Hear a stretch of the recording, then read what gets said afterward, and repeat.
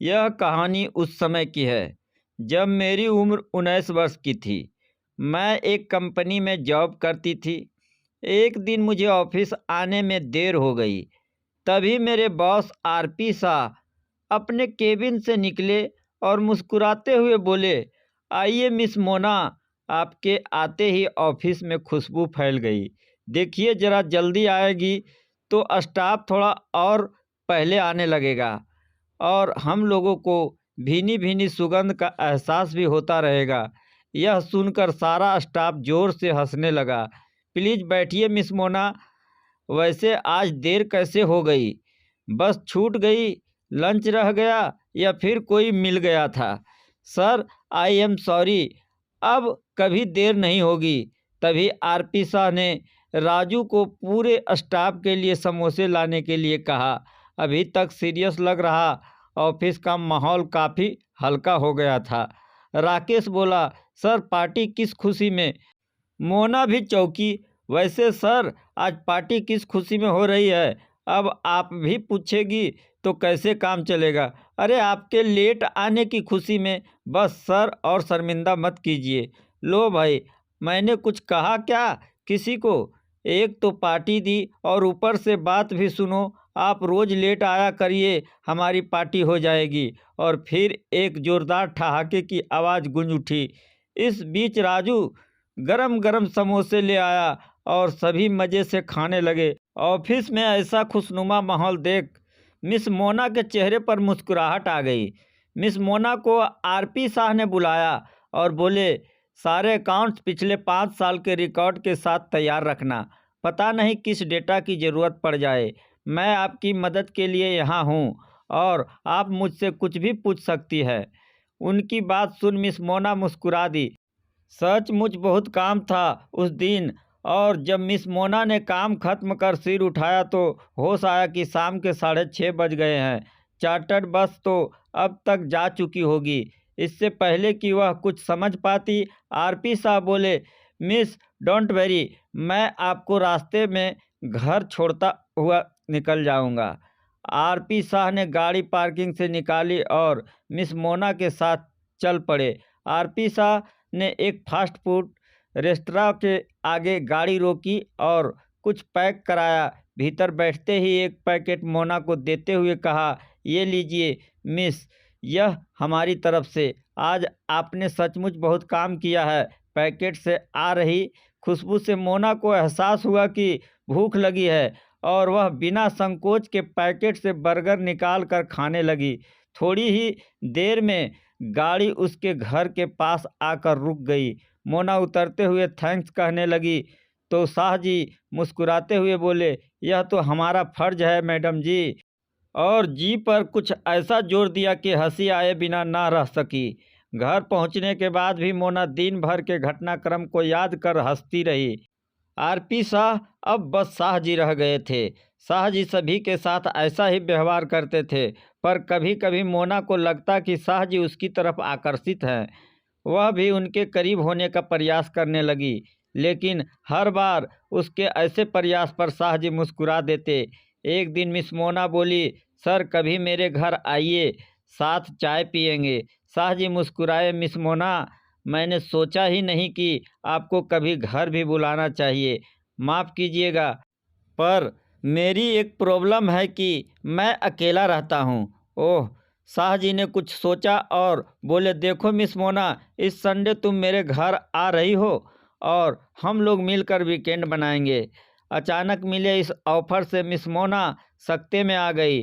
जब उसने पूरे घटनाक्रम पर विचार किया तो उसे अपनी गलती का एहसास हुआ।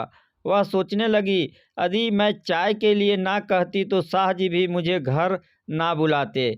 यदि मैं घर नहीं जाती हूँ तो फिर मुसीबत है। पता नहीं घर पर शाह जी का व्यवहार कैसा रहे।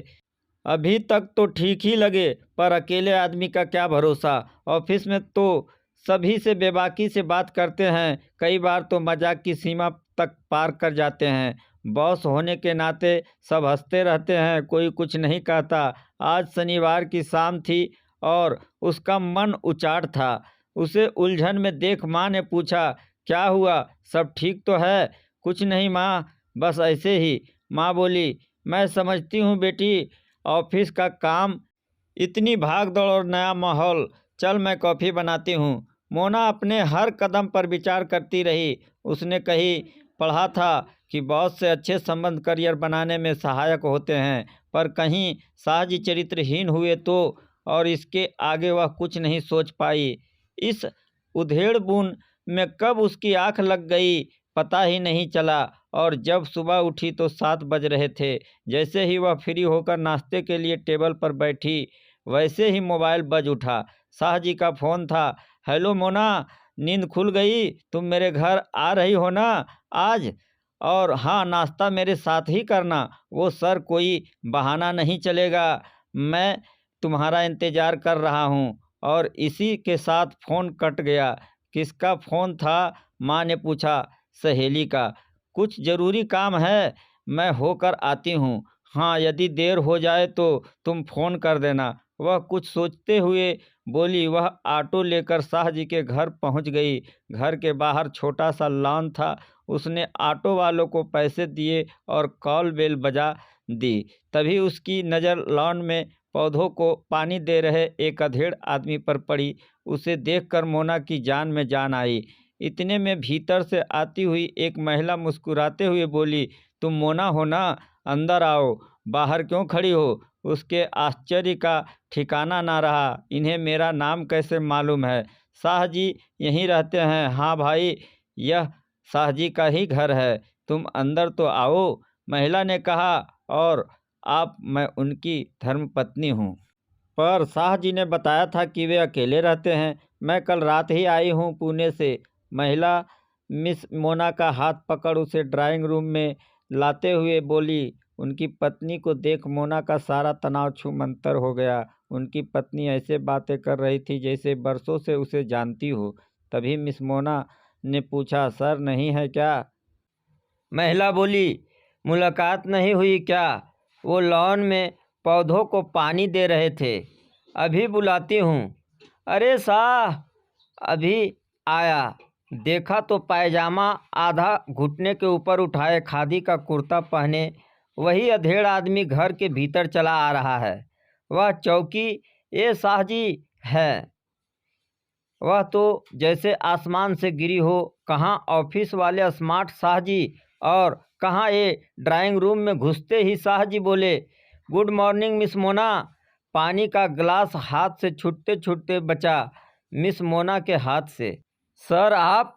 क्यों भाई, क्या मेरी कोई पर्सनल लाइफ नहीं हो सकती? मोना को चौंकते देख साहजी बोले, तुम बैठो, बस मैं अभी आया, हाथ मुंह धोकर। और जब साफ सुथरे कपड़ों में शाहजी ने कमरे में कदम रखा तो चेहरे से गंभीरता टपक रही थी। मिस मोना को लगा जैसे वह अपने किसी पिता तुल्य पुरुष से बात कर रही है। उसने सिर झुका लिया और बोली, सर मुझे माफ़ कर दीजिए। शाहजी बोले, क्यों? ऐसी क्या गलती की तुमने कि माफ़ी मांग रही हो? सॉरी सर, मैंने आपके बारे में गलत सोचा। मिस मोना याचना करते हुए बोली। क्या हुआ मोना बेटा? इस बार मिसेज शाह बोली। शाहजी मुस्कुराते हुए बोले, किसी के बारे में सही गलत सोचना इंसान का अपना नज़रिया है। ज़रूरी नहीं कि सबका नज़रिया एक सा हो।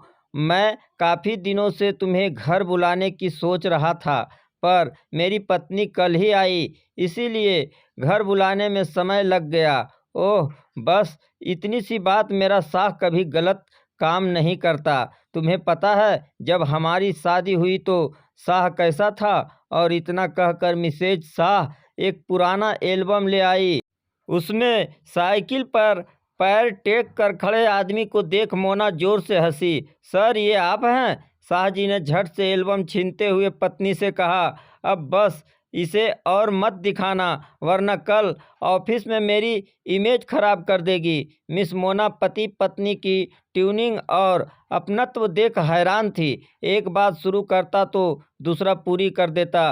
बातों बातों में काफ़ी देर हो गई। तभी घर से माँ का फ़ोन आ गया। मोना, बड़ी देर कर दी, कहाँ है? माँ, मैं अपने सर की फैमिली के साथ हूँ और लौट कर बताती हूँ। क्या बता कर आई थी माँ को? कि फ्रेंड के घर जा रही हूँ। शाह जी ने पूछा, आपको कैसे पता? क्यों भाई, हम क्या तुम्हारी उम्र के नहीं थे? देखो बेटा, किसी के बारे में भी गलतफहमी हो सकती है। हमको भी इस उम्र में खुश और एक्टिव रहने का हक है। अगर हम ऑफिस में तनाव में काम करेंगे तो बेस्ट परफॉर्मेंस नहीं दे पाएंगे। इसीलिए मैं ऑफिस का माहौल तनाव रहित रखता हूँ। और रही बात मेरी और मेरी पत्नी की, तो आज मैं जिस मुकाम पर हूँ इनकी ही बदौलत हूँ। इनके बिना मैं एक कदम भी नहीं चल सकता। आज की युवा पीढ़ी बहुत जल्दी गलतफहमी पाल लेती है। पति पत्नी का रिश्ता बहुत गहरा व प्यार भरा होता है। हमको अपनी जिम्मेदारी, उम्र, मान मर्यादा और पद प्रतिष्ठा का पूरा ख्याल है। यदि हम कोई भी गलत कदम उठाएंगे तो एक दूसरे को क्या मुंह दिखाएंगे, और हमारी एक छोटी सी गलती भी हमारे पूरे परिवार को बिखेर देगी। मिस मोना की झुकी हुई आंखें देख शाह जी आगे बोले, बेटा, आदमी को सफलता सिर्फ उसके काम और मेहनत से ही मिलती है। तभी मिस मोना की नज़र एक ग्रुप फोटो पर पड़ी। सर, ये बीच में कौन है? मिसेज शाह बोली, हमारा बेटा रितेश। अब शाह जी हंसे। वही आरटी मिस मोना को अब एहसास हुआ कि बात कुछ और ही है। अभी तक उसने यह तो बताया ही नहीं था कि उसका पूरा नाम क्या है। और घर आते ही मिसेज शाह ने उसे मिस मोना नहीं, मोना कहा था। शाह जी ने पूछा, साहबजादे हैं कहाँ? आता ही होगा, आज सुबह सुबह ही जिम चला गया। तुम्हारी ही तरह उसने भी कई शौक पाल रखे हैं, मिसेज शाह बोली। तभी मिस मोना ने पूछा, सर, आप मोना और आरटी को कैसे जानते हैं? शाह जी शरारती अंदाज में बोले, तुम मोना ही हो ना, इसमें तो कोई शक नहीं है। और रहा रितेश, तो वह मेरा बेटा है, RT Kumar, son of Shah Kumar. और तुम दोनों एक दूसरे को पसंद करते हो। मोना को हैरान होते देख शाह जी बोले, देखो बेटा, हम तुम्हारे बाप हैं और सवाल मैं पूछूंगा, तुम बस जवाब देना। तभी देखा तो सामने से रितेश चला आ रहा था। घर में कदम रखते ही उसकी नज़र मोना पर पड़ी तो वह चौंकते हुए बोला, मोना, तुम दोनों को ऐसे हैरान होते देख शाह जी बोले, कब से चल रहा है यह सब? रितेश बोला, पापा, ऐसा कुछ नहीं है, लेकिन आप इसे कैसे जानते हैं? बेटा, जब मैं ब्लैक एंड वाइट के ज़माने में तुम्हारी माँ को ढूंढ सकता हूँ तो फेसबुक और सोशल नेटवर्किंग के ज़माने में अपनी बहू को क्यों नहीं? अब बात साफ हो गई थी कि शाह जी ने फेसबुक खंगाल कर बेटे को पसंद जान ली थी। और अब मोना को भी शाह जी का यह राज समझ में आ रहा था। शाह जी ने पत्नी से कहा, यदि तुम्हें मोना पसंद हो तो इनके घर चलकर रिश्ता पक्का कर देते हैं। तुमको कोई एतराज़ तो नहीं है ना? रितेश शर्मा सा गया। पापा, you are so sweet. Shah ji बोले, बेटा, अब मुझे स्वीट मत बोल, नहीं तो बहू नाराज हो जाएगी। Uncle please. अब पहली बार मोना को शाह जी सर नहीं, घर के सदस्य की तरह लगे थे। मोना ने मिस्टर और मिसेज शाह के पैर छुए और घर चली आई। अगले दिन जब मोना ऑफिस पहुंची तो देखा पार्टी की तैयारियां चल रही है और सब उसे देखकर मुस्कुरा रहे हैं। उसे समझ में नहीं आ रहा था, आज वह लेट भी नहीं थी, कोई ऑफिशियल प्रोग्राम भी नहीं था। उसने उग्रीन से पूछा, आज कौन लेट हो गया? वह मुस्कुराया, बोला, मैडम, आज अपने साहब ही लेट हैं। उसने देखा सच में शाह जी केबिन में नहीं थे।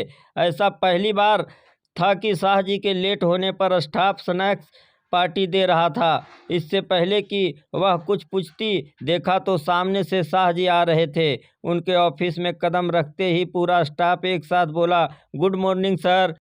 फिर मिसेज पूजा बोली, सर, आज कौन फंसा जाल में? वे मुस्कुराए, इस बार तो मैं ही बकरा बन गया। यह सुन पूरा स्टाफ हंसने लगा। तभी मिसेज अनीता बोली, सर, मोना तो आज मोना बन गई, पर इनका कपल कौन बना, यही जिज्ञासा है। आज जब मिट्ठू बाबू ने बताया कि सर लेट आएंगे और स्नैक्स पार्टी रखनी है, तभी हम समझ गए थे कि मिस मोना का शिकार हो गया है।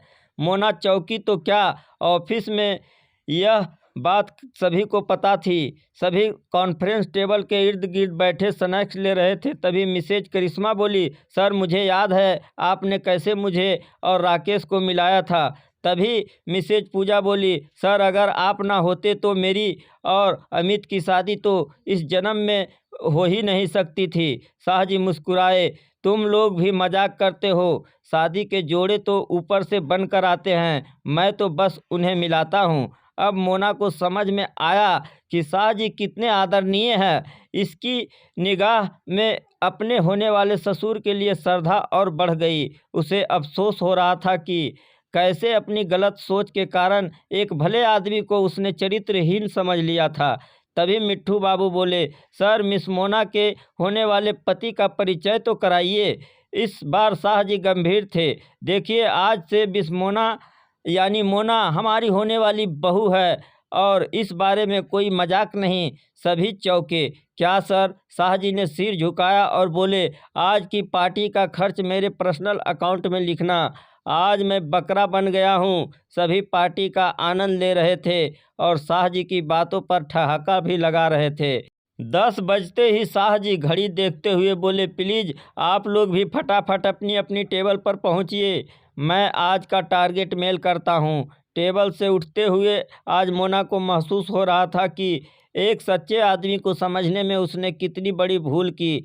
सबका सोचने की नज़रिया अपना अपना होता है और इसी बीच किसी ने नेक इंसान भी गलत नज़रों से देखा जाता है और वही हुआ आज मोना के साथ। इसीलिए हर तरह की नज़रिया से देखने के बाद ही किसी को गलत समझना चाहिए। या बुरा या कहानी आपको कैसी लगी कमेंट के माध्यम से हमें ज़रूर बताएं और ऐसे ही कहानी सुनने के लिए हमारे चैनल को लाइक और सब्सक्राइब ज़रूर करें।